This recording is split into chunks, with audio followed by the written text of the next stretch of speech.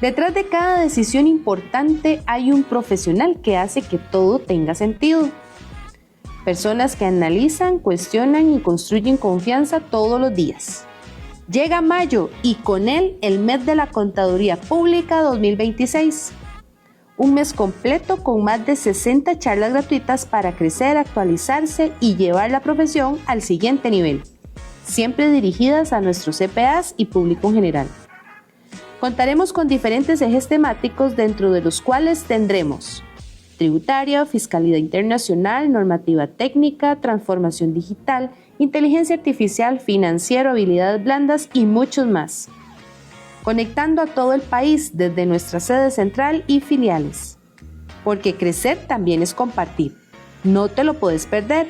Sé parte del mes de la Contaduría Pública 2026, que llega gracias a nuestros patrocinadores.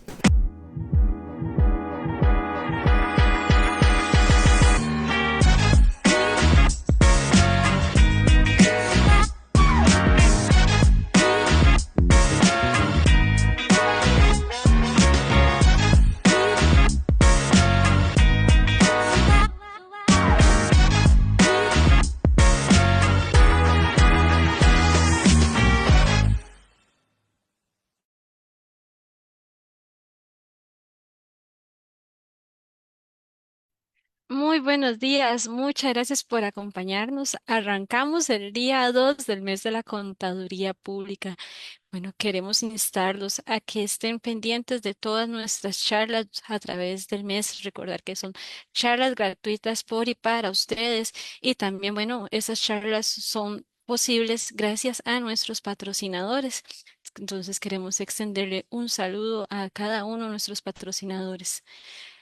Igual JD Auditores, Jenkins Erickson, Cyberfull, Innova, KPMG, HCO, Soluciones Forenses, SICAI, Baker Tilly, Procon, TGS Costa Rica, Despacho García de Asociados, Universidad de Costa Rica, Despacho Herrarta y Asociados, Despacho MG y Murillo y Asociados, Universidad UNED, Avaluar Asesores, Grupo Consultepro, B-Solutions, la Universidad Castro Carazo y TP Consulting. Gracias a ustedes, el mes de la contaduría llega a todos nuestros CPAs. Bueno, y para arrancar el día de hoy, tenemos una charla muy importante a cargo de don Danilo Collin. Él nos viene a hablar sobre remesas al exterior, el principio de territorialidad, perdón, rentas pasivas y últimas soluciones. Bueno, don Danilo, ¿quién es don Danilo? Danilo es un contador público autorizado costarricense, MBA y gerente senior del Departamento de Tax en PwC Costa Rica. Cuenta con experiencia en materia tributaria, remesas al exterior, convenios de doble imposición y comprobantes electrónicos, así como participación en actividades de capacitación profesional vinculadas con temas fiscales y contables. Don Danilo, muchas gracias por acompañarnos. Bienvenido. Buenos días, Natalia. Muy buenos Déjame días. poner la cámara y pues buenos días a todos. Em, es un honor estar acá compartiendo con ustedes en el mes de la contaduría, en el mes de todos nosotros los contadores. Y como lo mencionaba Natalia, vamos a conversar sobre eh, el tema de remesas al exterior, principalmente el tema del impuesto a las remesas al exterior. Déjame proyectar un momento para que a ustedes les quede más clara la presentación.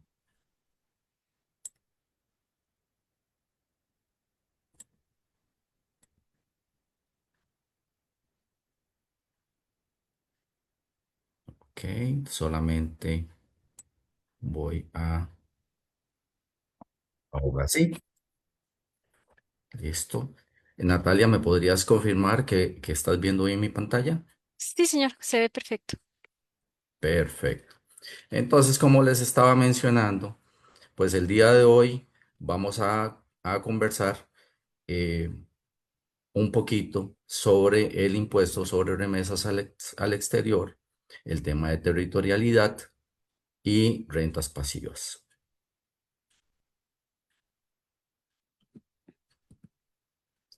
Ok. Pues si lo vemos financieramente, la remesa al exterior es básicamente el traslado de dinero de el territorio costarricense, en este caso, hacia otro país. Eso es básicamente una remesa al exterior. Pero, como lo vamos a conversar hoy, es la remesa al exterior desde la óptica del impuesto costarricense.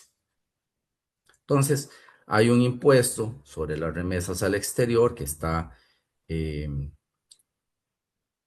que está incluido dentro de la ley del impuesto sobre la renta. eh, Vamos a ver cuándo es que debería estar grabado esta remesa al exterior. Entonces, desde la óptica del impuesto sobre la renta, las remesas al exterior son un traslado de los beneficios de fuente costarricense hacia una persona o una entidad no domiciliada en Costa Rica. Ujú. Entonces, si nosotros es, eh, tenemos una o generamos una fuente costarricense, una fuente, un beneficio económico eh, que se considera de fuente costarricense, pues va a estar grabado. Así es como lo establece la ley en el artículo 53.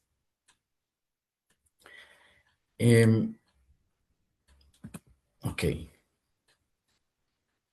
¿Dónde es que podemos encontrar el fundamento legal para del impuesto sobre remesas al exterior? Pues a partir del artículo 52 de la ley del impuesto sobre la renta, ahí vamos a encontrar lo que corresponde al impuesto sobre remesas al exterior. Entonces se dice que el impuesto grava toda renta o beneficio de fuente costarricense que sea destinada al exterior. Y como todo impuesto, pues hay un hecho generador. Y está establecido en el artículo 53 que habíamos comentado pues en la filmina anterior, en donde decíamos que el hecho generador del impuesto se concreta cuando la renta o beneficio de fuente costarricense, y aquí hay que establecer eh, cuándo son esos momentos, porque no es solo uno, podría ser cualquiera de estos. O sea, es cuando se paga, cuando se acredita, y la ley lo hace muy amplio en decir o de cualquier forma se ponga a disposición esa renta de fuente costarricense a favor de personas domiciliadas en el exterior. Entonces, como vemos, se aparta un poquito de lo que uno de lo que uno normalmente conceptualiza como una remesa al exterior, que es básicamente ese traslado de dinero o ese traslado del beneficio económico hacia una persona en el exterior. Entonces, se amplía y se indica que es cuando se paga, que sería, digamos, la que cualquier persona reconocería, o cuando se acredita, y cuando se ponga a disposición esa renta de fuente costarricense a favor de esa persona no domiciliada de cualquier forma. Ujú.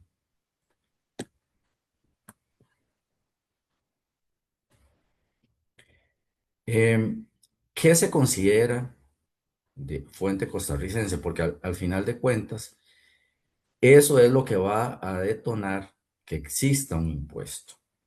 Ujú. Porque si estamos haciendo una transferencia, un pago o poniendo a disposición del no domiciliado un beneficio, pero no es de fuente costarricense, pues no entraría acá, dentro de la normativa fiscal costarricense. Entonces, ese movimiento no, sería un movimiento no sujeto a este impuesto. ¿Por qué? Porque así lo establece la ley. Solamente van a estar grabadas las remesas que sean de fuente costarricense. Ujú. Entonces se establecen pues una variedad de ejemplos. Por ejemplo, los servicios profesionales, los servicios de asesoría técnica, regalías, uso de licencias, etcétera. Entonces, ahí vemos que existen muchísimos pues, conceptos que podrían estar grabados por ser de fuente costarricense. También hay casos especiales, como los intereses y las comisiones, eh, que están en el artículo 55, que digamos son de fuente costarricense porque así los establece la ley. Que nosotros consideremos que no son de fuente costarricense, pues eso para interpretación de la ley, pues no sería de gran relevancia, sino que nos tendríamos que apegar a lo que establece la ley y tanto en el artículo 54 como en el artículo 55 se establecen aquellos casos que se consideran de fuente costarricense.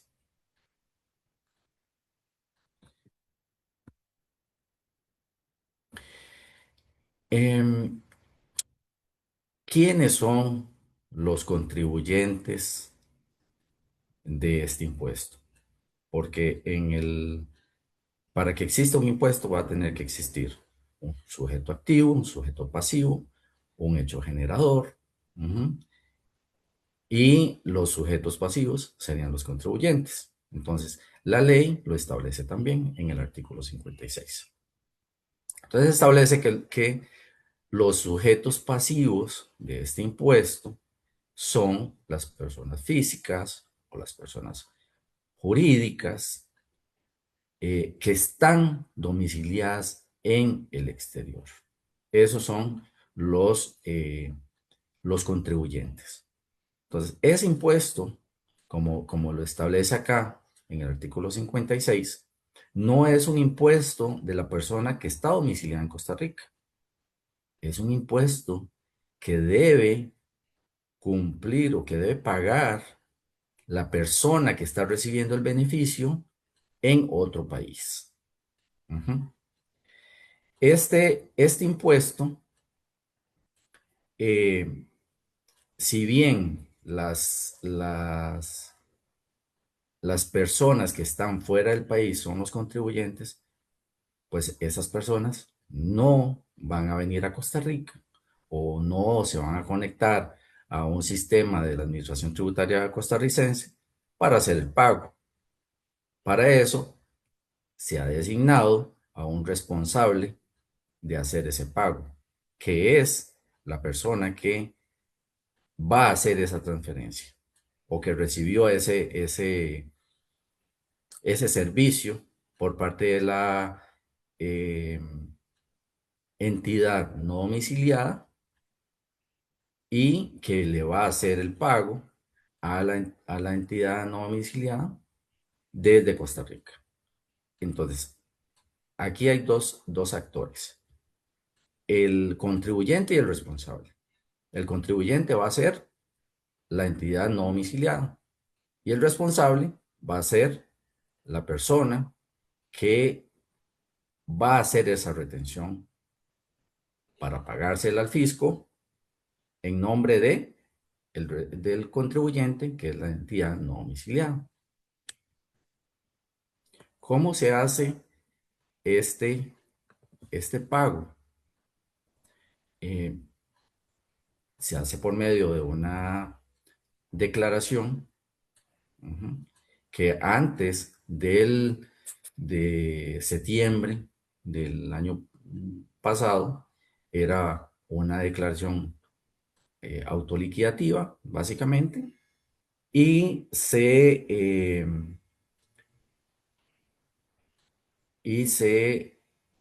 declaraba en el sistema de la administración tributaria y se pagaba. ¿Cuándo se tenía o cuándo se tiene que pagar? Porque eso no ha cambiado. ¿Cuándo se tiene que pagar este impuesto? Se tiene que pagar 15 días después del mes en que yo hice esa retención o al mes en que correspondía haber hecho esa retención. Entonces, tengo 15 días del mes siguiente para pagar. En caso de que ese día 15 eh, sea un día no hábil, entonces va a corresponder trasladarlo al día siguiente hábil. Entonces, si el día 15 cae sábado, domingo, vamos a tener hasta el día lunes para hacer el pago.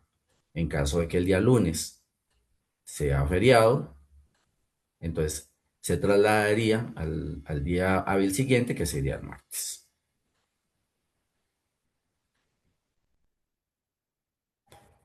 Ok. Bueno, pues algo súper importante que hay que mencionar acá, que el responsable, que es la entidad costarricense, es solidariamente responsable de ese pago de impuesto.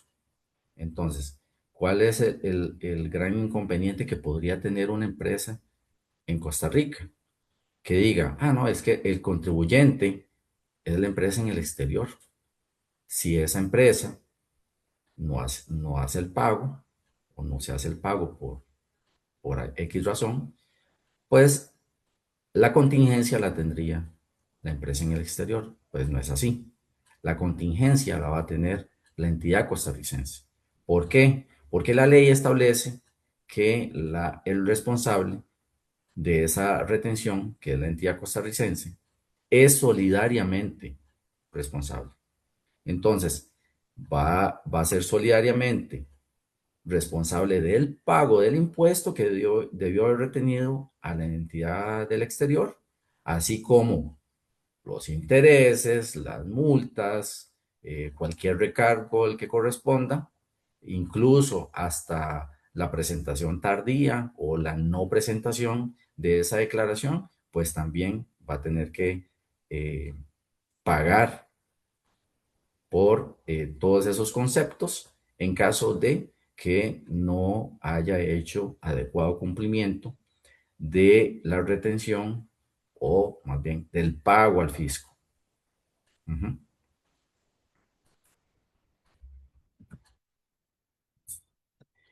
¿Cuáles son las tasas de impuesto aplicables a cada concepto? Pues eso está en el artículo 59. Ujú. Y las vamos a repasar seguidamente. Un 8.5% para el transporte y las comunicaciones, un 10% para las pensiones, las jubilaciones y de cualquier remuneración que sea hecha por trabajo subordinado, o sea, que haya relación de dependencia. Ahí aplicaría un 10%. Un 25% para lo que corresponde a honorarios, comisiones, otras prestaciones de servicios personales sin relación laboral. O sea, en el punto 2 y el 3, ahí va a ser la diferencia. Ese 15% de diferencia va a ser por el tema de la relación laboral. Un 15% para utilidades, dividendos, participaciones sociales que remese la compañía costarricense. Un 20% para la utilización de medios de difusión, por ejemplo, de películas, de grabaciones, etc. Este es el caso de empresas que se dedican a presentar contenido en la televisión, por ejemplo, que le pagan un derecho a las empresas fuera de Costa Rica para poder pasar en sus plataformas las películas de esos canales que contrató en el exterior. Entonces tienen que pagar un 20% por esos derechos. Un 25% para lo que es asesoramiento técnico y regalías. un 50% para lo que son radionovelas y telenovelas. Un 30% para otras remesas no contempladas anteriormente. O sea, que no haya un concepto claro y se tenga que establecer en esta línea que es del 30%. O sea, otros. En la categoría otros sería un 30%. Un 15% sobre los intereses. Y en caso de que los intereses sean pagados por un banco y a otro banco, sería un 5.5%. Y está exentas aquellas remesas por intereses que procedan de créditos otorgados por bancos multilaterales de desarrollo y a las que nosotros le estamos haciendo las remesas a esos bancos. Ok. ¿Cuáles son las sanciones según el Código de Normas y Procedimientos Tributarios? Porque aquí aplicaría todas las sanciones que no están establecidas en la ley del impuesto sobre la renta. Entonces, las trasladamos al Código de Normas y Procedimientos Tributarios y serían básicamente las siguientes. La omisión de la declaración o la presentación tardía tendría una multa de medio salario base. Recordemos que el salario base está definido en 462.200. Entonces, 231.100 colones sería la multa por la no presentación o por la presentación tardía de la declaración. También tenemos lo que corresponde a el pago moroso, que sería de un 1% por mes o fracción, y hasta llegar a un tope o a un techo de un 20%. Lo que quiere decir que si ya han pasado más de 20 meses de que no hice el pago, entonces ahí se va a detener la multa al llegar a ese mes 20. Para que la multa sea hasta un máximo de un 20% del impuesto no pagado. En caso de que exista una fiscalización por parte de la Administración Tributaria y una vez finalizado ese proceso de fiscalización, pues la Administración Tributaria va a definir una multa que sustituye a lo que corresponde a la morosidad en el pago de un 50, un 100 o hasta un 150%. Eso va a depender de las condiciones que se haya encontrado la administración tributaria en el momento de la fiscalización y de las pruebas que se hayan definido en ese proceso para establecer cuál va a ser esa multa. Eso está definido claramente en el artículo 81 bis del Código de Normas y Procedimientos Tributarios. Algo súper importante que ha cambiado después del mes de septiembre del 2025. Pues resulta que la declaración de impuestos sobre remesas al exterior pues se dividió en dos. Entonces ahora hay que hacer una declaración informativa y una declaración autoliquidativa que está ligada a esa declaración informativa. Entonces, una vez que nosotros presentamos, y eso lo vamos a ver más adelante, Una vez que presentamos la declaración informativa, pues se genera una autoliquidación de esa declaración, eh, y para poder proceder con el pago. Ujú. Eh, ¿Qué sucede acá? Que este tipo de declaraciones las están incluyendo dentro del artículo 83, que corresponde al incumplimiento de suministro de información. Entonces, ¿qué sucede si nosotros presentamos esta declaración informativa un día después de que correspondía? Correspondía presentar el día 15 y nosotros la presentamos el día 16 o posterior, cualquier otro día posterior al día 15. Pues resulta que la Administración Tributaria ha conceptualizado esa declaración informativa dentro del artículo 83 como incumplimiento de suministro de información. Entonces en este momento está cobrando una multa del 2% de los ingresos brutos del periodo anterior, con un mínimo de 3 salarios base y hasta un máximo de 100, que es cualquier cantidad de dinero. Eh,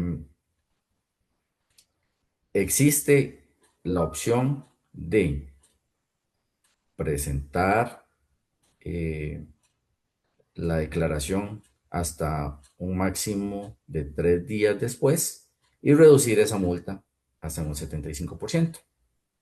Ujú. Si sucede que la presentamos el día 4, pues ya no tendríamos derecho a esta reducción del 75%. Eh, Igualmente, si existieran errores en la declaración, pues esos errores tienen una multa que es muchísimo más baja que el no presentarla en tiempo, la declaración. Entonces, pues ahí les dejo esta información que es súper importante para que ustedes con sus clientes o en sus compañías, pues siempre lo tengan presente. Ujú. Aquí les voy a presentar unos ejemplos prácticos, pues que se ven prácticamente todos los, todos los meses se ven en diferentes compañías. El asesoramiento técnico financiero, eh, independientemente desde donde se haga este asesoramiento, pues va a estar grabado como un 25%. En el caso de los servicios profesionales, cuando una compañía nos contrata para acompañarlos con nuestros conocimientos, pues esas, eh, esos servicios que están contratados, bueno, en este caso más bien sería que nosotros los contratemos a los profesionales de fuera del país, eh, para que nos acompañen o para que acompañen a las compañías. Va a tener también un impuesto sobre remesas al exterior del 25%. Ujú. Eh, ok, también tenemos el tema de las regalías, que eso lo define muy bien el reglamento de impuestos sobre la renta, que corresponde a regalía y está grabado también con un 25%. Las capacitaciones recibidas en el exterior, ujú, eh, también se han establecido que están grabadas. Y esto lo vamos a comentar un poquito más adelante por el tema de la agresividad que tiene la administración tributaria para grabar ciertas transacciones.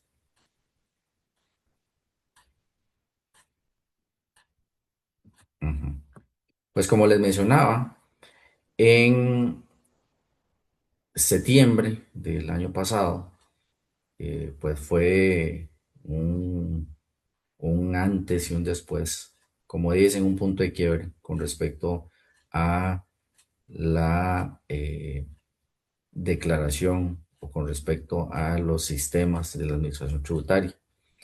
En septiembre pasado, como todos ustedes saben, se implementó o se puso en operación eh, los sistemas de TribuCR y pues básicamente la OBI de TribuCR, y fue la primera declaración que se presentó por medio de ese sistema.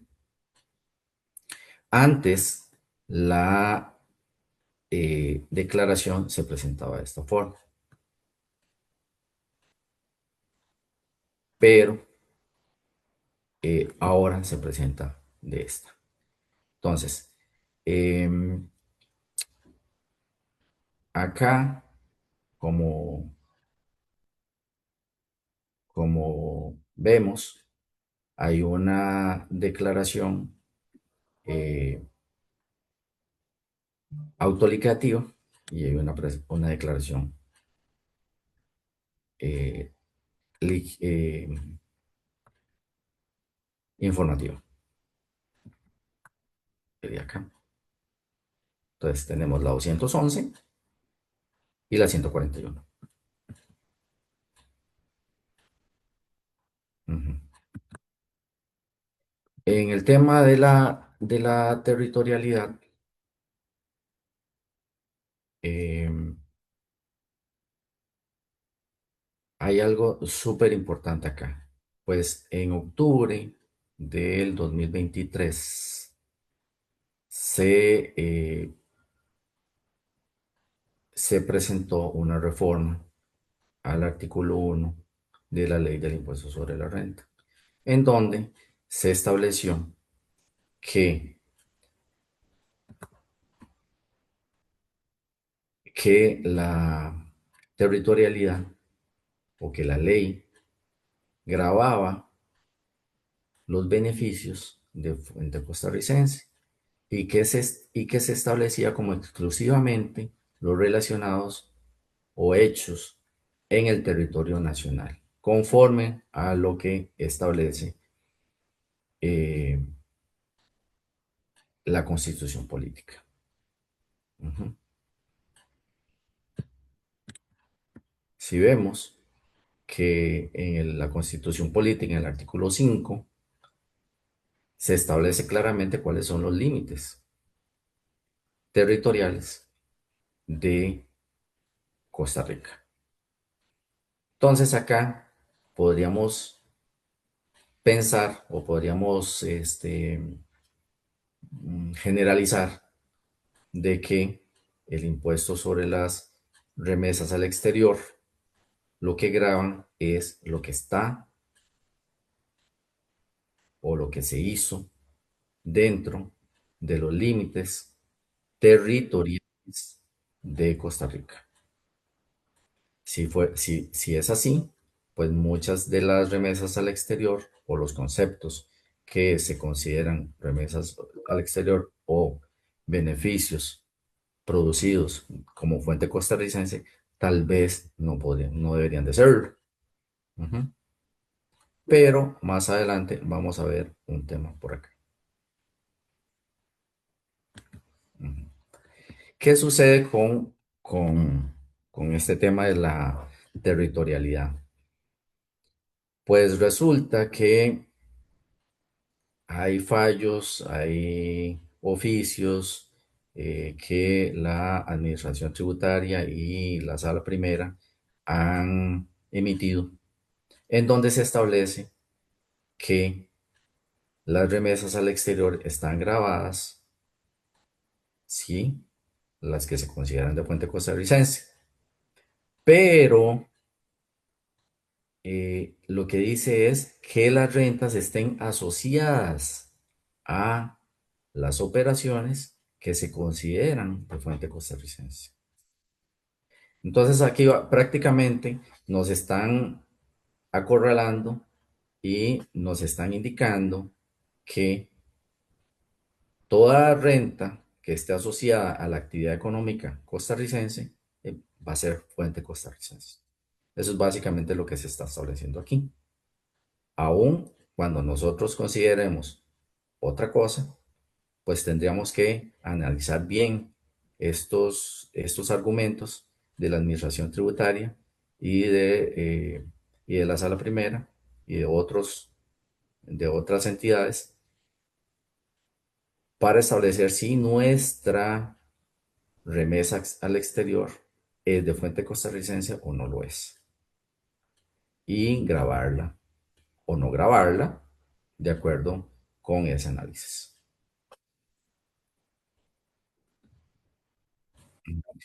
En en la reforma que se hizo al artículo primero en octubre del 2023, pues también se establecieron eh, algunas rentas pasivas que, aunque no son de fuente costarricense, las están grabando. Ujú. No con remesas al exterior, porque estas rentas son producidas fuera de Costa Rica. Ujú.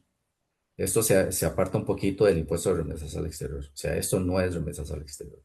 Pero eh, en esta charla me pidieron que incluyera el tema de las rentas pasivas.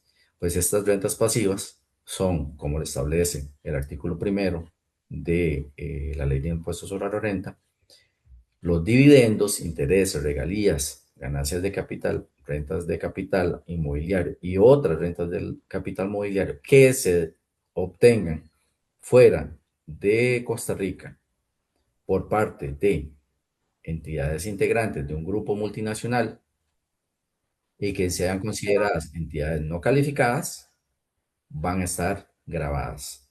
Esto estaría grabado con el impuesto a las rentas y a las ganancias de capital, que no está dentro de remesas al exterior. Pero se los traía acá porque así me indicaron que lo incluyera dentro del temario para el día de hoy. Pues básicamente esta es pues los temas que yo quería comentarles el día de hoy. Eh, si tienen alguna consulta, una pregunta, con mucho gusto. Y por aquí, vamos a ver. Ujú. Natalia, no sé si tienes consultas. Sí, don Danilo, le dejaron aquí una consulta en Facebook. Ujú. Dice que si la factura es entre intercompany, ¿se paga la retención hasta el pago de la factura? Ok. Ahí, si se acuerdan, cuando comentamos sobre el hecho generador, se indicaba que eh, cuando se, cuando se pague o cuando se ponga a disposición de cualquier forma este beneficio. La interpretación de la administración tributaria ha sido de que independientemente de que no, de que se pague o no, pero que se haya puesto a disposición o se haya acreditado, por decirlo así, este beneficio a la intercompany, en ese momento estaría grabado. Ujú. De acuerdo, ¿no? Sería la única consulta. De igual manera, recordar si usted nos está sintonizando después y tiene alguna duda con respecto al tema, nos las hace llegar y nosotros con todo gusto se lo hacemos llegar a don Danilo.